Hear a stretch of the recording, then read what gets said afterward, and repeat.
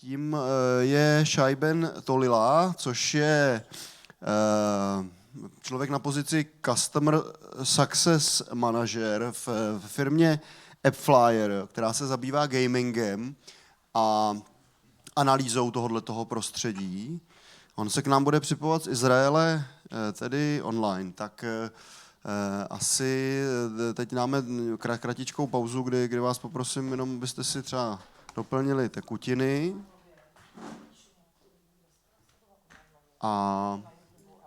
A už máme Shaye na lince.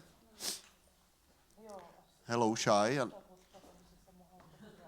Hello, can you hear me? Yes, we do. Hi everyone. Hi everyone, and can we start or do we need a break? I just need. Okay. Can you allow me to share my screen on Zoom? Cool. So, kdo ovládá kdo povolí to sdílení? Už se stalo. Should be allowed now. Cool. 1 second.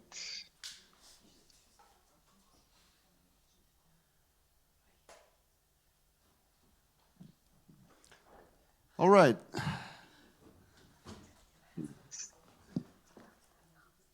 So, if you're ready, I just shortly introduced you, but please tell us a little bit more about you and your work, and the screen is yours. All right. So hi everyone. My name is Shay. I'll introduce myself shortly. I'll try to give you a short presentation today about the mobile gaming world and a little bit about the mobile world as well. So I'm 37 years old. I'm from Israel. I work as a customer success manager at AppsFlyer, which is a mobile marketing company. I'm married to Yulia. I have 2 kids. Itai is 8 and Maya is 6. And I love to play and watch basketball, both in the real world and on my PlayStation. I'll try to give you a little bit of perspective about the ad tech industry and mobile games. And if you have any questions in the middle, then feel free to ask. But let's get started.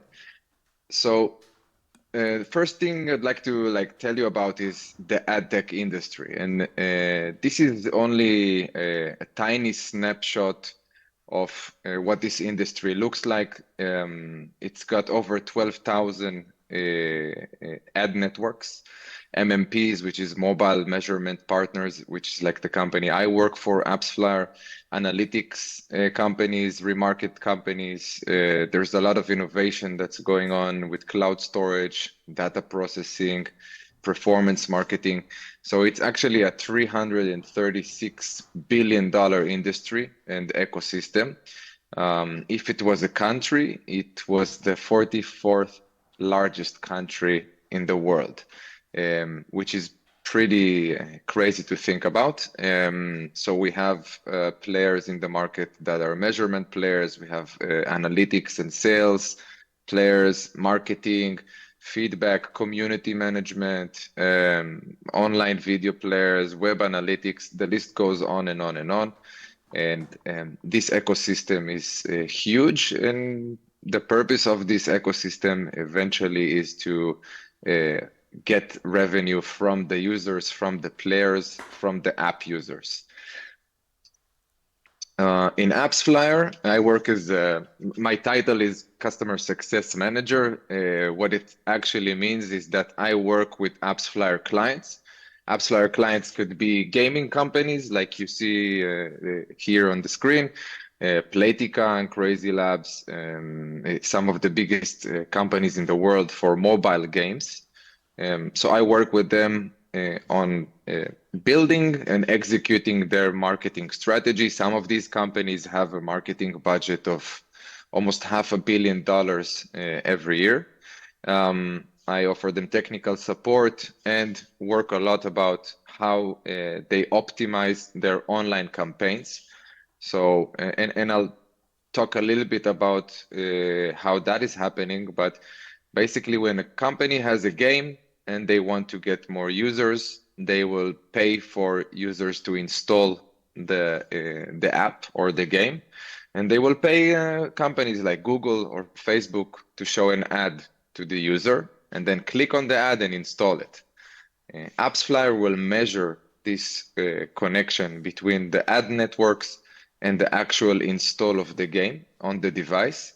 And this is a screenshot from our platform. So it's a really complicated performance marketing platform. So we allow our clients, which are the gaming companies, for example, to understand the performance of their campaigns. How many paying users are they getting? Should they increase the budget on this campaign or that campaign? What kind of ads are working better? Is that video ad working better, or is this banner working better? And it goes really high into the complexity of the things. We can also measure the cost of these campaigns, and we can measure the revenue that is coming from these campaigns.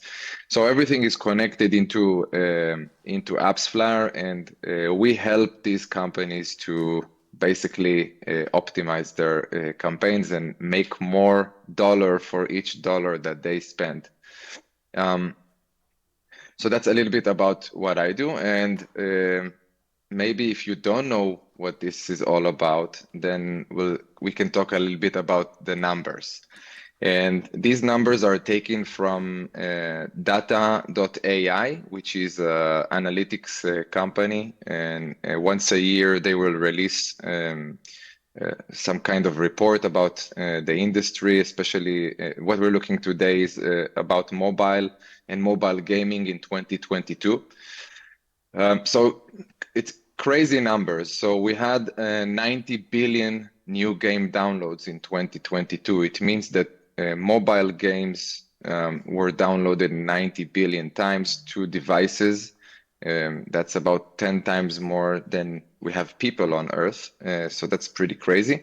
We have $110 billion spent on purchases in games. And this is only what we can record through the app stores. So the big ones are the Android Play Store and the Apple App Store. So what we can record through these two stores is 110 billion last year.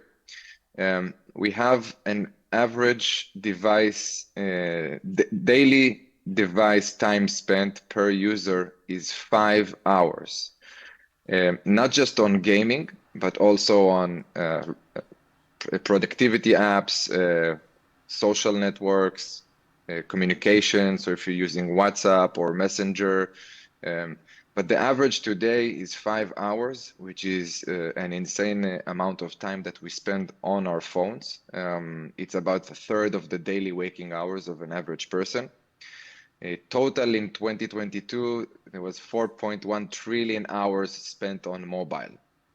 So that's think about that for a few seconds. And as I said, the ad industry around mobile is a $336 billion industry per year. So we can talk a little bit about how this happened. And when we're looking here at this data, this is only for mobile gaming.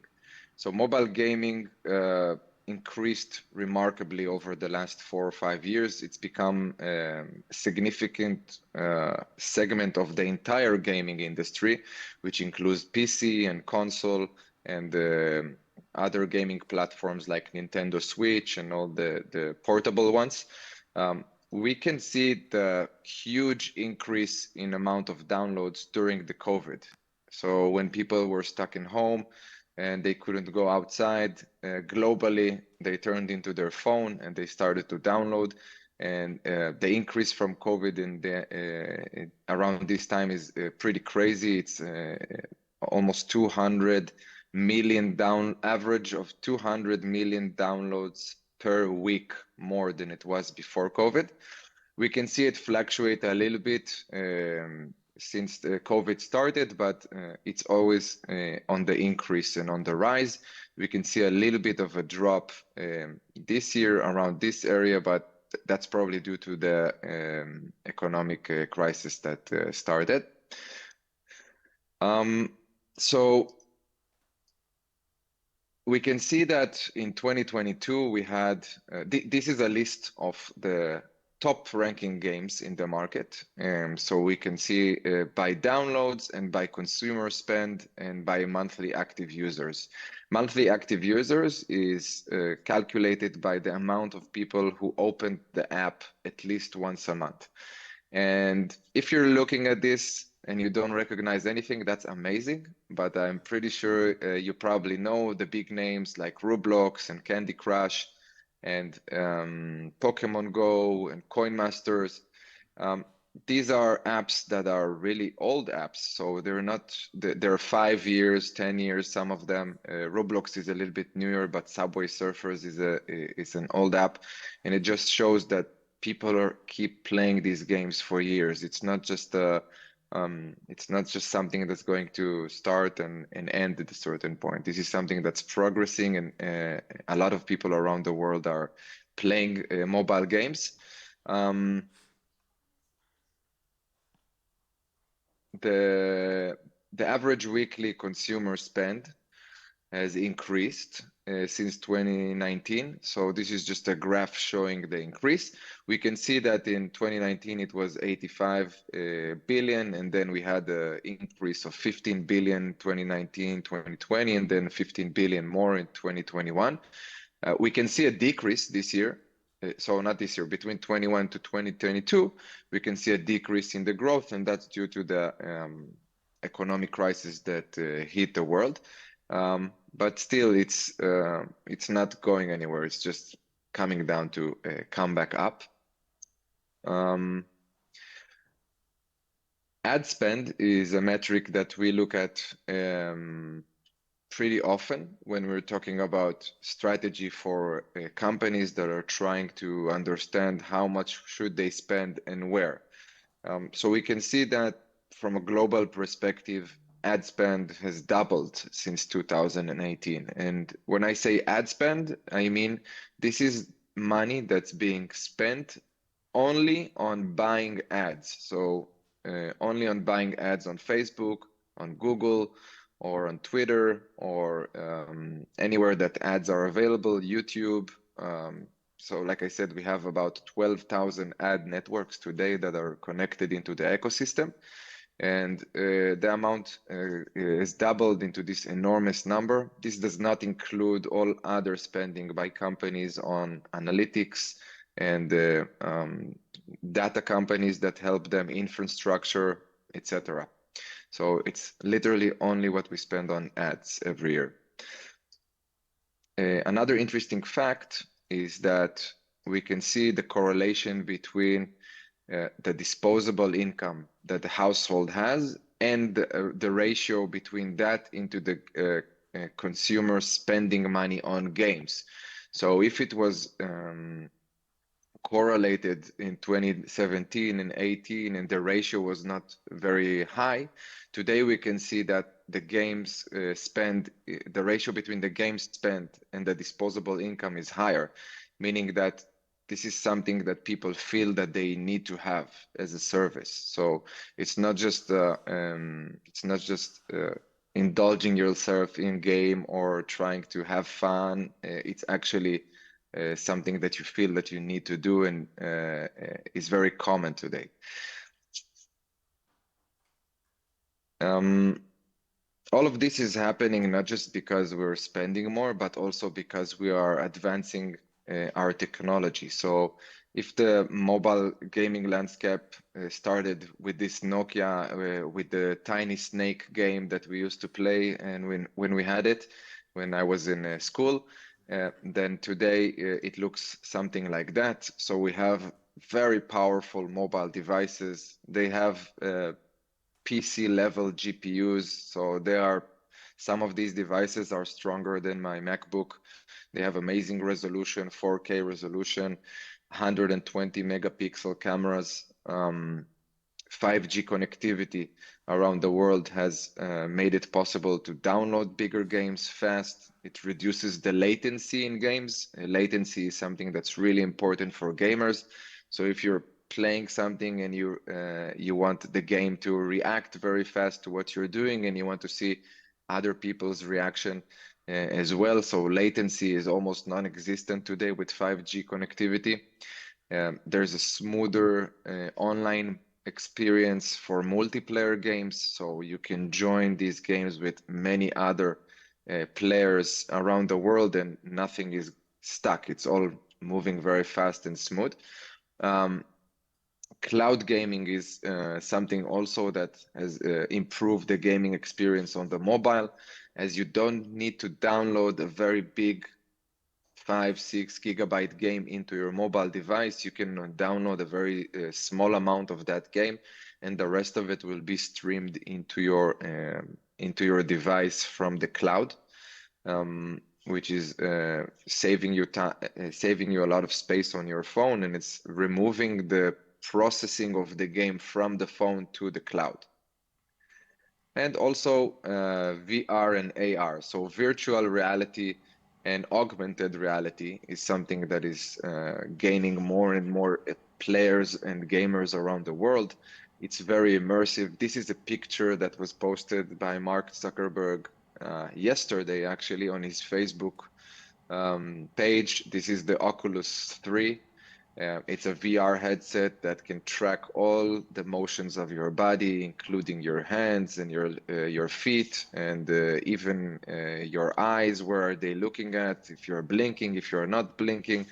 It's pretty crazy and immersive. And games are also taking that kind of direction, both on mobile and on console. So we have that, and because we have so many people playing games, we also have a lot of people competing for games. So this is actually not a picture from a Metallica concert or Coldplay. This is a picture from a gaming convention a few years ago. I'm not actually sure exactly which game they are playing here, but there are two teams and they are playing each other, and everybody is coming to see this game on the big screens. This is an event called Free Fire World, so 20,000 people coming to watch this event live. There are countries that have official e-games, esports teams, and they spend a lot of money training these teams exactly like they would train a basketball team or a football team. So esports is growing tremendously. We know that it generated about $1.1 billion in revenue in 2021 and 2022, and it's projected that it will reach almost $2 billion this year. There is around 500 million esports fans around the world and occasional viewers. That was almost 3 years ago, so it's probably a lot more today. And just to understand the scope of this crazy sport, there was one event in 2021 that drew over 5.4 million viewers live on YouTube and other platforms. So it's a real thing, esports, and it's actually a sport that kids are considering today when they are growing up. So they are thinking, maybe I'll go play basketball, maybe I'll go play tennis, or maybe I'll just stay in my room and play Counter-Strike or anything else. And this is also being driven by influencers and streamers. So Twitch is just one platform out of many streaming platforms. There's also YouTube, and you can basically stream your games today on Instagram, and you can stream it on Facebook or a lot of more platforms. But Twitch was the first one.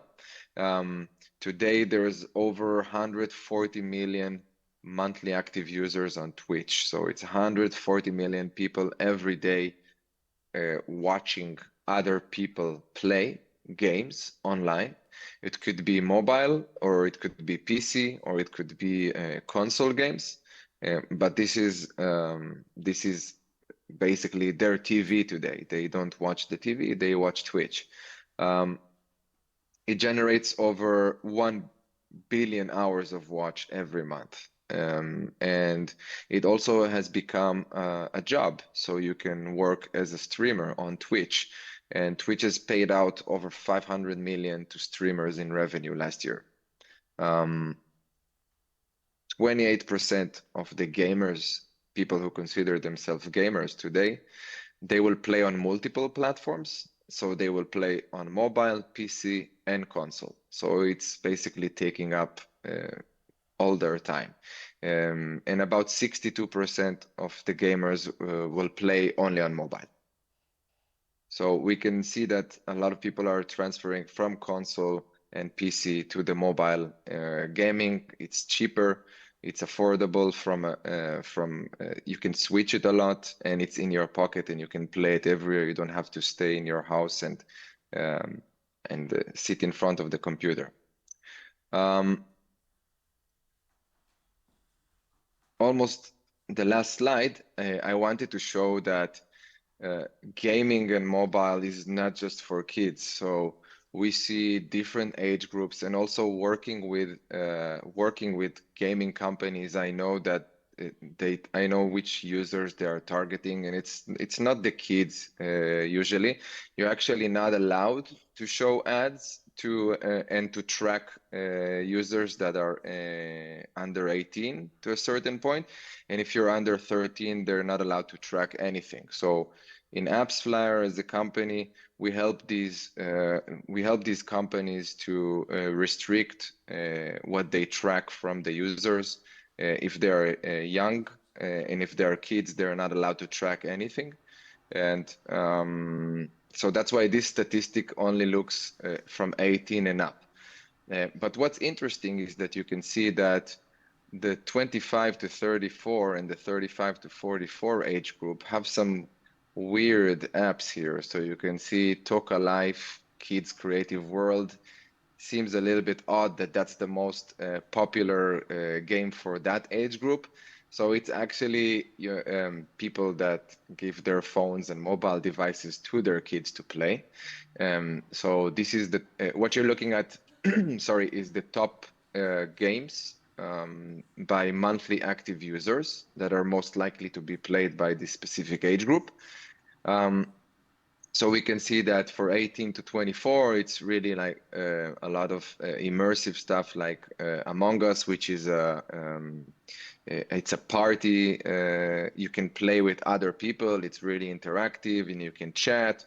Clash Royale is a very old, I think it's about 10 years old game by Supercell from Finland. So it's a strategy game.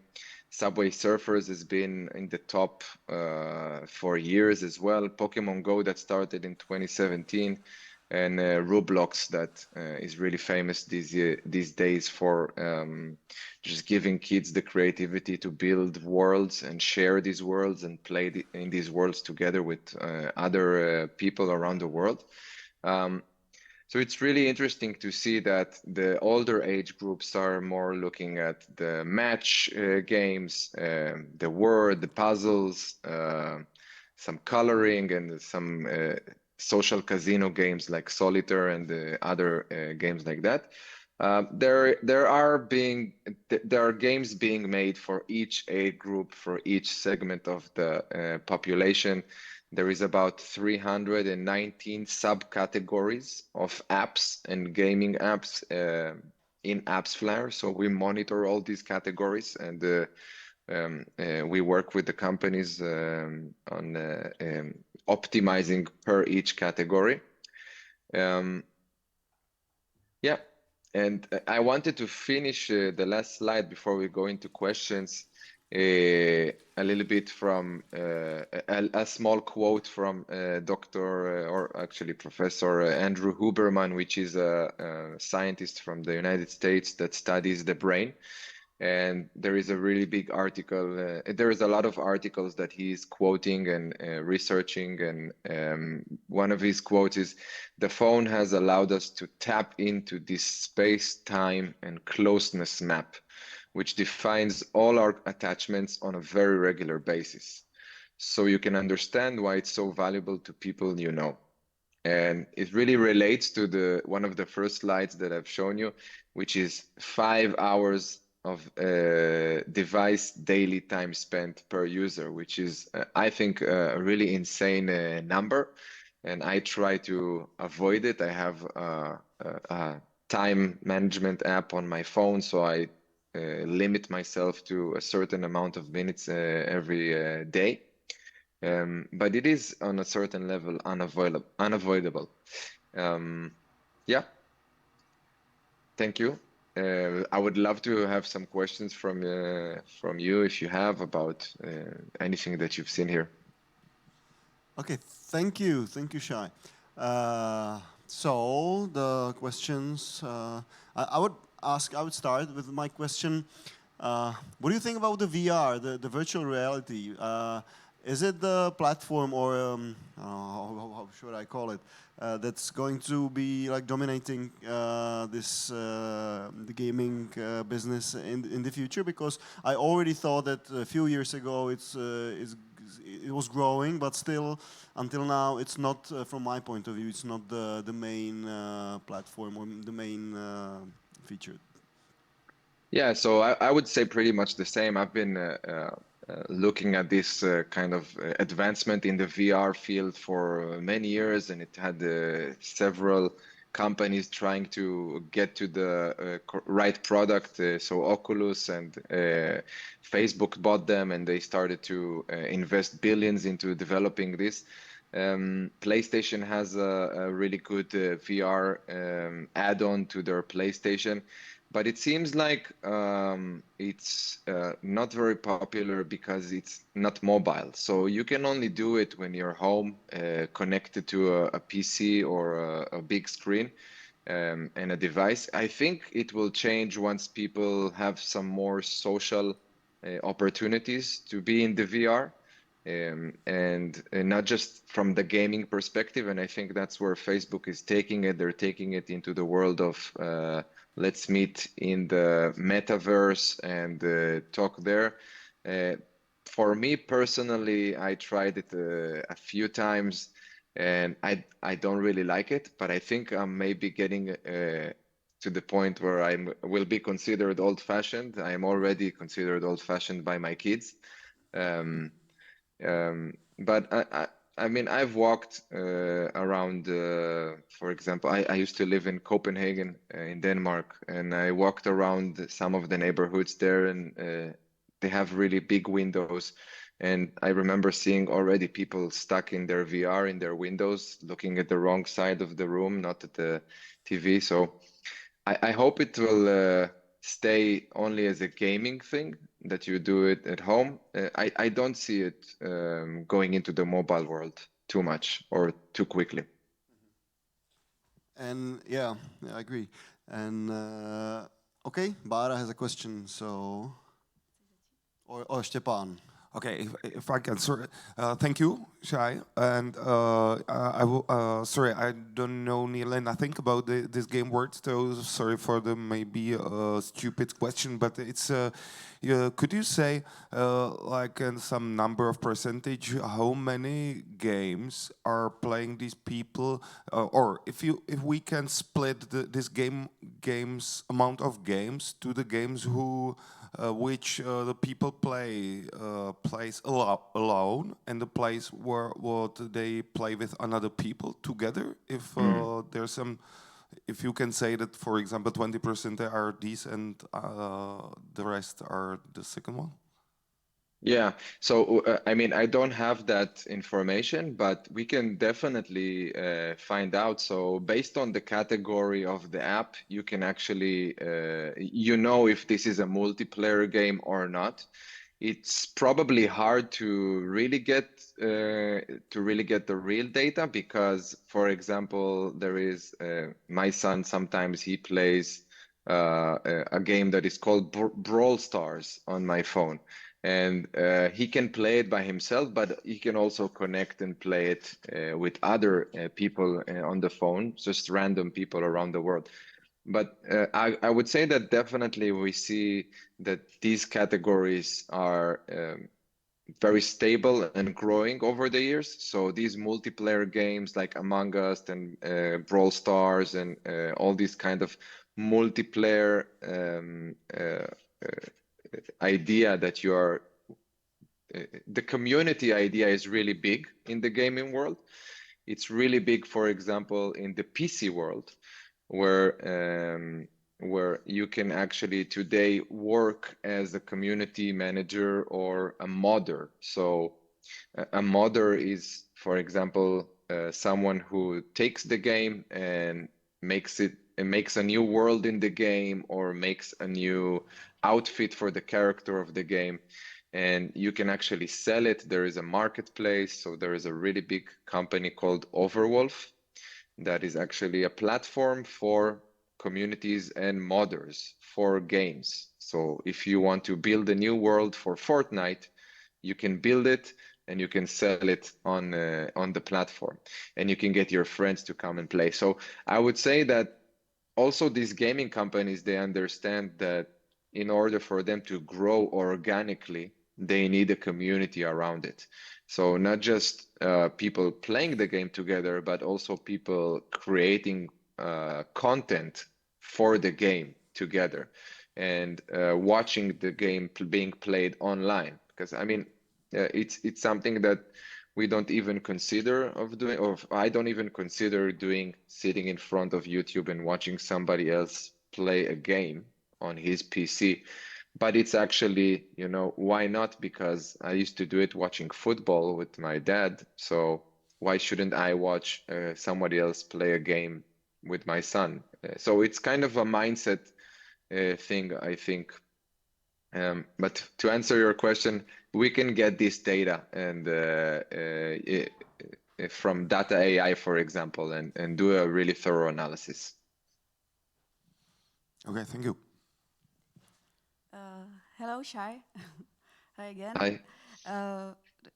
Yeah, one thing that's interesting, I would say, I see a little positive thing about it, that, for instance, our kids, they shared a big part of their lives together once they lived in the same city.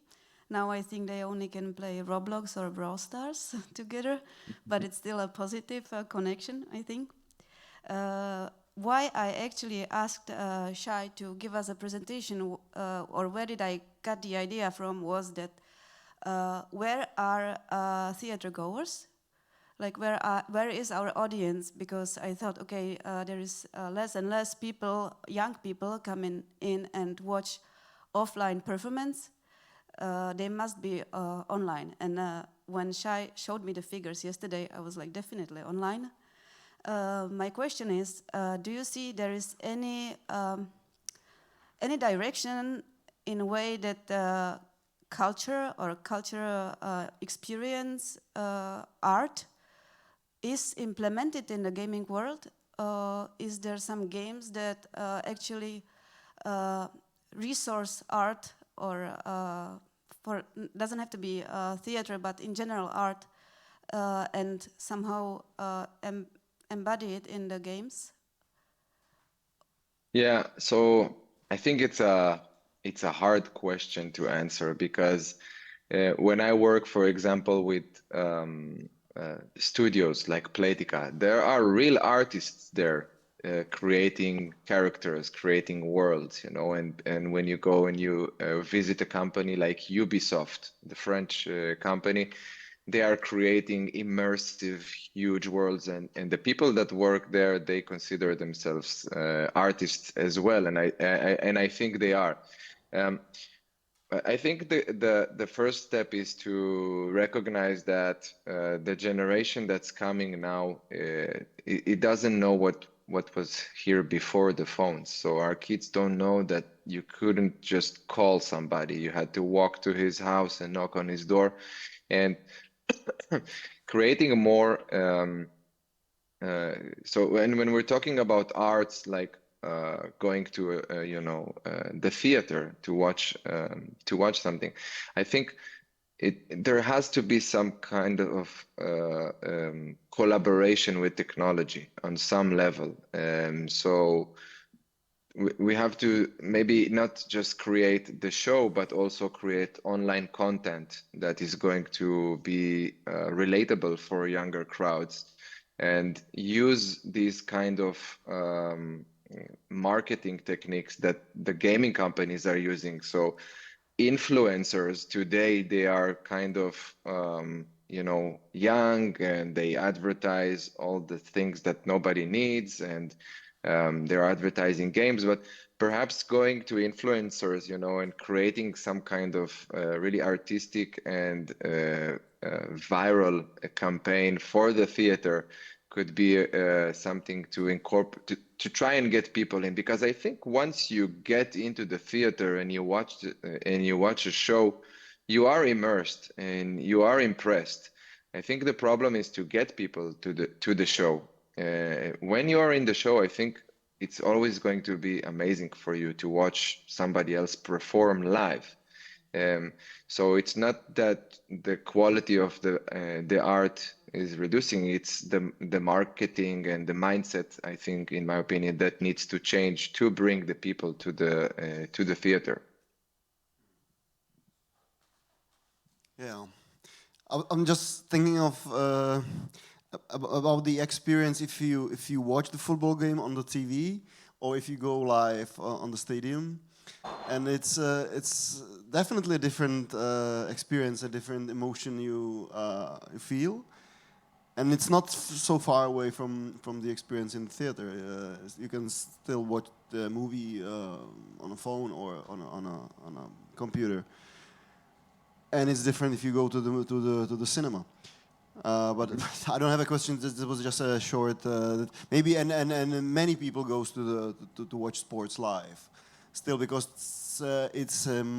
sometimes it's more about the emotion to be together with other people, to Exactly. share the emotion together. Maybe that's what we're trying to do in arts or in theater, and we're not very successful, I think. But Stepan? I got a personal question, because you said at the beginning that you play basketball live and on the PlayStation. I would love to know if you will, for example, wake up in the morning, you will be fresh, will have a lot of time, you have the opportunity to go to play basketball with your friends, but you have the opportunity to stay at home and to PlayStation.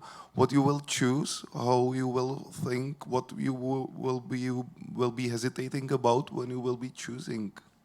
Yeah, 100% of the times I will go to play outside. For me personally, that is, it's like my church. So I go twice a week. We have one training and one game every week, and I've been doing that since I was 7 years old. So it's part of who I am, and it's a habit, And I won't. If my PlayStation died tomorrow, I won't cry. My son will cry because he's playing Minecraft on it. But for me, I also don't really have a lot of time for that anymore. For me, the real world experience is much better, usually on everything. And I think one of the things we forget also as parents is that the reality that our kids, and my kids are still young, and I know you are talking about maybe an older ages, but it's been like that. This has been the reality for the past 10 years. So if you grew up and if you were 8 years old when the first iPhone came and your parents got it, then this is your world. Your world is the screen and the apps and the instant messaging and the ability to take a photo whenever you want. So it's a totally different world. And that's the reason I finished with the dopamine slide by Andrew Huberman.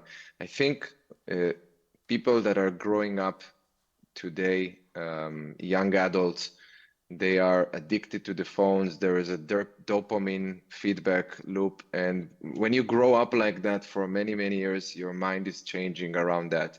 And we have to understand as parents, and especially as parents, I think, is that we need to work with that and not try to force them to think otherwise, and to educate them about what is better, to play basketball on the PlayStation or to go outside and play basketball on the court and sweat and get your heart rate up.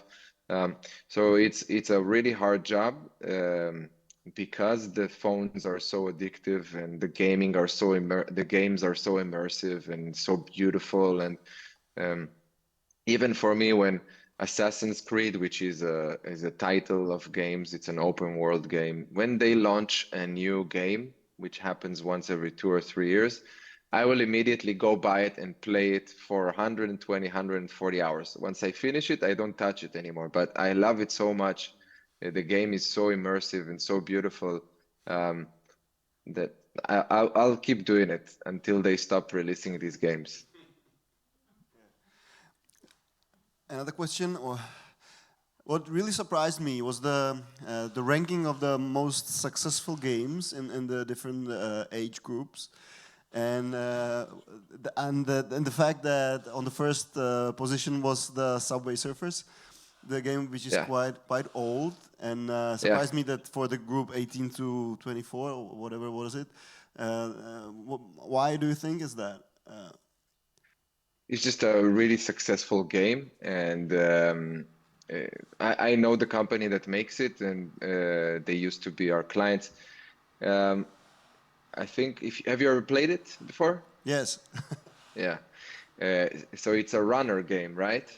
It's just I think it's just fun, right? If you have nothing to do, or even if you do have something to do, it's better than doing anything else because it's really fun and it's fast and you need to be concentrated. But eventually, what it comes down to is it's really about the addiction of being distracted into something that is fun, and you can do it anytime you want. And Subway Surfers is just a really good game. It's really fun. It's really fast. It's really quick to understand. You don't need to, so you can give it to a 3-year-old and he will be able to play it immediately within 2 minutes. But you can also give it to someone who is 50 and he will be able to play it immediately. So it just works, you know. It's by the way, they are one of the companies that spends the least amount on advertising. So most of the people that download Subway Surfers, about 80% of the people that download Subway Surfers, they do it organically. So they just download it. They don't need to see an ad, or they don't have to see a remarketing campaign. It's just very popular. Yeah. Okay. Guys, yes? Yes, of course. Pass the microphone. Hi. I just want to ask you if you have some experiences with combination of theater and gaming in theater praxis. Not really. I didn't really get to the theater in the last 2 years, I have to be honest. But I think it's yeah. So the answer is no. I don't have anything that is really something I can say I know of. But it's just, I think, about switching the mindset into things that are very interactive. I think a lot of things that are happening, I know it's not the same, but in museums, for example, where they have a lot of things that you can scan with your phone, and you're in some kind of immersive immersive environments. With theater, I mean, it's hard. I was trying to think about it yesterday. Maybe I can come up with a good creative idea for you, but I wasn't able to. And again, I will say, I understand the concept to become more interactive and gaming oriented in the theater, But for me personally, still the theater experience is enough when I'm getting. But I just didn't get to the theater. But every time I've seen a show in my life, I was always impressed and in awe, and always wanted to come back for more. It was just it's kind of been pushed down in what I think, or like what I think is possible to do, right, with my time. So and by the way, movies as well. Haven't been in a movie for years because I can just watch it on my TV, right, or rent it. So I think the mindset is how to get people interested back in theater, and once they are there, I believe they will love it. Yeah, Thank you. that's welcome. true. This is the big question for us. Okay.